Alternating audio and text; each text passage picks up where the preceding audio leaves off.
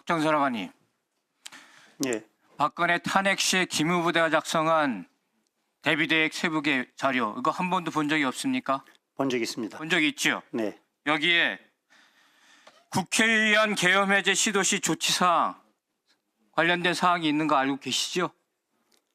예, 국회의원 설득 및 계엄 해제권 직전 상정 원천 차단, 국회의원 대상 현행범 사법 처리로 의결 정족수 미달 유도, 이 내용이 버젓이 지침으로 이렇게 정리되어 있어요. 이거 봤다 그러면서 지금 계엄사령관 스스로 280명 투입됐다라고 자인했지 않습니까? 그 280명의 임무가 도대체 뭡니까? 예, 그것을 임무가 뭡니까? 임무는 정확하게 모르겠고 한 280명 나중에 얘기하세요. 근데 왜 국회에 들어왔어요? 헬기를 타고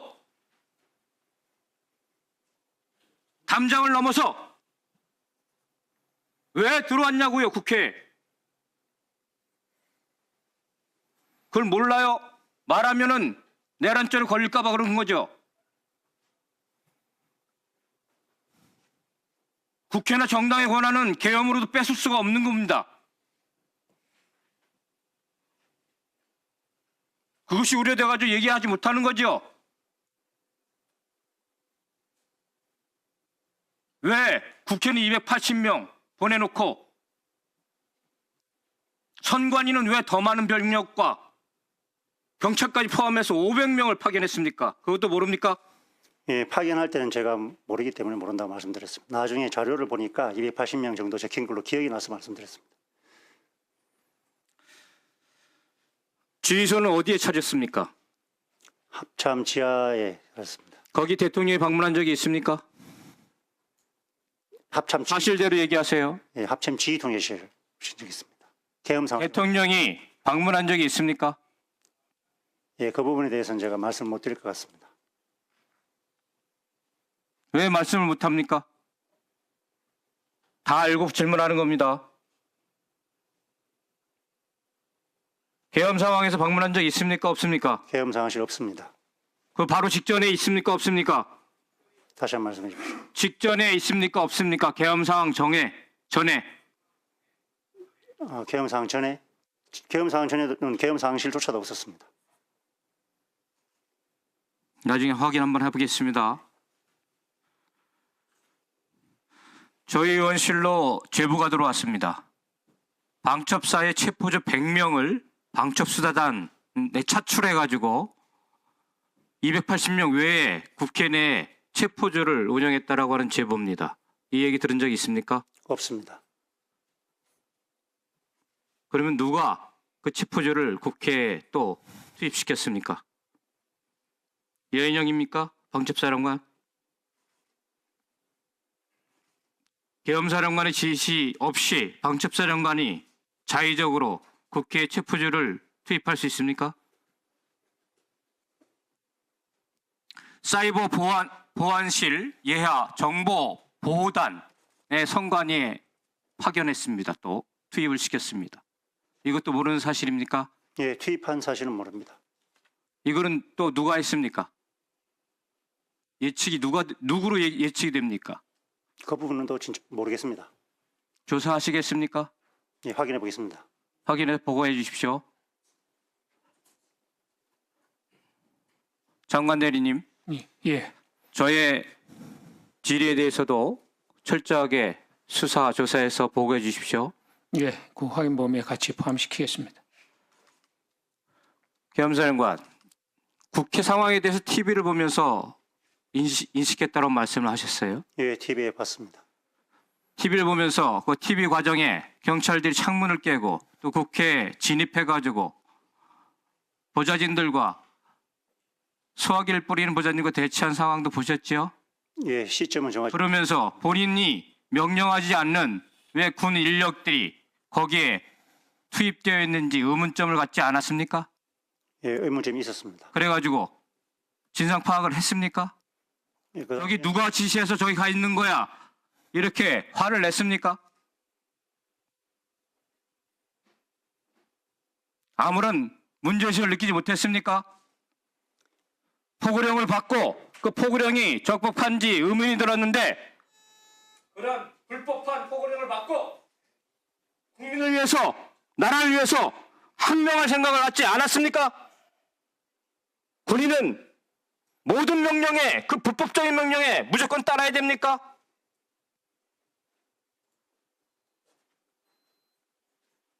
대답하세요. 예, 명령이 내려왔을 때는 절차적 정당성에 대해서 저는 인식하였고 그 명령에는 군인으로서 정확하게 절차를 준수해서 따르려고 노력하였습니다. 그리고 진행되는 과정에서 병력이 보이는 부분에 대해서는 저것에 대해서 지시할 수 있는 권한이 있는 분이 위임받은 권한을 가지고 하시는 것이 궁금했습니다. 그래서 다시 그 계엄과의 건의를 받아서 보고문은 누가 작성했습니까? 모르겠습니다.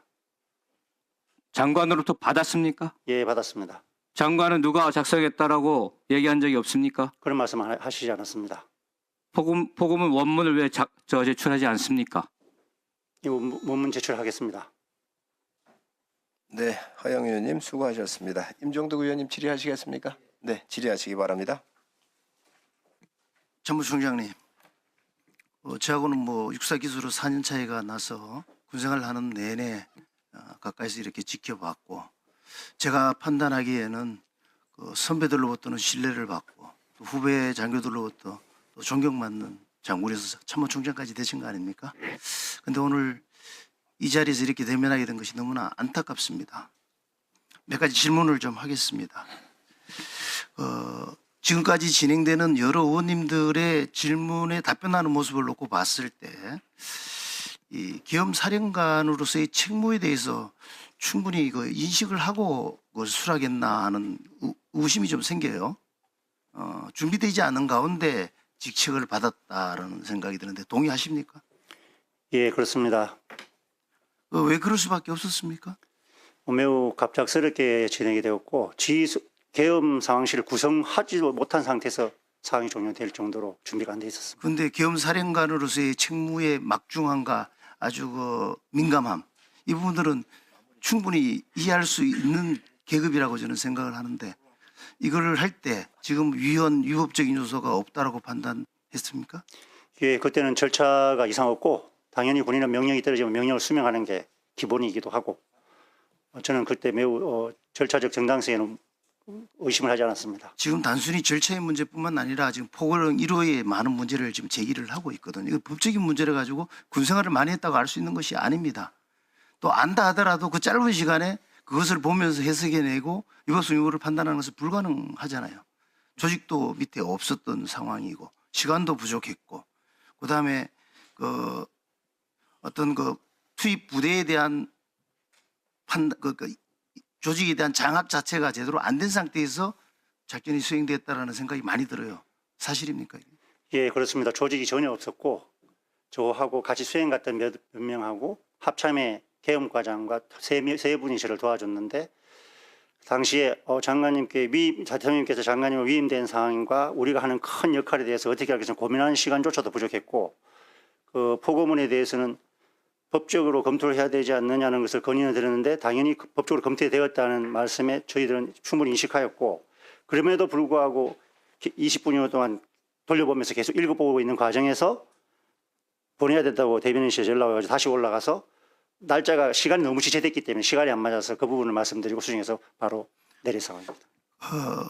지금 계엄부대의 작전을 수행하는 모습들이 실시간에 매스컴을 타고 나갔고 실제로 모니터링을 했을 거 아니에요, 그죠? 저도 봤는데 그 정예부대가 투입되었음에도 불구하고 작전 수행이 하는 모습들에서 좀 고개가 갸우뚱할 정도의 모습이었다. 아까 총장님도 좀 부족했던 부분을 인정을 했지 않습니까?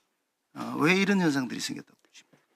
예, 매우 준비되지 않은 상황이었고 또 평상시에 군이 계엄과 관해서 그렇게 준비하고 있는 상황이 사실 많지 않습니다. 그런 부분이 좀 작용했다. 지금 투입 병력과 관련돼서 좀 질문하시는 분들이나 답변하는 게 좀 헷갈리는데 국회에 몇 명 정도 들어? 280명이 국회 다 들어오는 인원입니다. 제가 정확하진 않고 그런 숫자를 봤다는 말씀을 드렸고 제가 카운팅을 한 건 아닙니다. 제가 지시도 하지 않았기 때문에. 네. 선관위에 훨씬 더 많은 인원일 것 같고. 네. 통상 그 계엄 상황이 되면은 사실은 언론기관들을 사실 폐쇄하는 부분들이 중요한 임무인데 이번에 안 했죠. 그런 부분에 대해서 뭐 검토하거나 그런 적도 없었습니까? 검토한 거 없고 언론기관에 갔는지 안 갔는지도 정확하게 잘 모르는 상황이었습니다. 국회에 투입된 병력들의 임무가 뭐였습니까? 이 부분도 좀 여러 가지 좀 주장들이 달라서요. 예, 임무를 아직 식별하지 못했습니다. 그게 심각한 겁니다, 지금. 임무가 뭔지를 알아야만이 그 임무가 달성됐는지 안 됐는지 작전의 성공 실패 여부를 판단할 수 있을 텐데 지금 지휘하신 사령관으로서 이걸 모른다는 것은 조치를 실제로 한번 세부적으로 따져봐야 될 부분들이다 이런 말씀을 좀 드리고 싶습니다. 지금 사실 이번 사태로 해가지고 군의 정치적 중립이 많이 훼손되었다라고 생각을 합니다. 그래서 상황의 엄중함을 인식하셔야 되고 이와 관련된 그 한치의 의심이 생기지 않도록 수사를 해야 되고 후속 조치를 좀 해야 된다. 그 중에는 그 군인들에 대한 평소 계엄에 관한 교육의 필요성에 관한 부분도 도출해내야 될 부분들이 있고요. 또 한기호님께서 말씀하셨습니다마는 단순 명령을 받고 수행했던 우리 장병들이 피해를 받지 않는 부분들도 검토를 해주셔야 된다는 말씀을 드리겠습니다. 그렇게 해주시겠죠? 예, 충분히 고민하겠습니다.